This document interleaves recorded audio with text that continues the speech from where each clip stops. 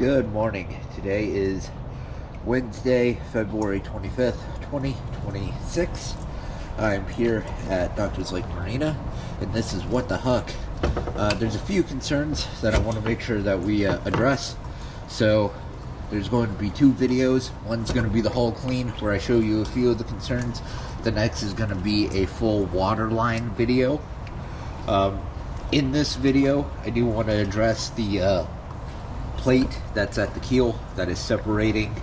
Looks like there's a long piece of metal that goes normally, I think, all the way around the keel, or the length of the keel, but at this section I think it's roughly about 3 feet now. That is not. I'm also going to address, it looks like one of your clamshells for one of your through holes has fallen off, and I will definitely get a video of that.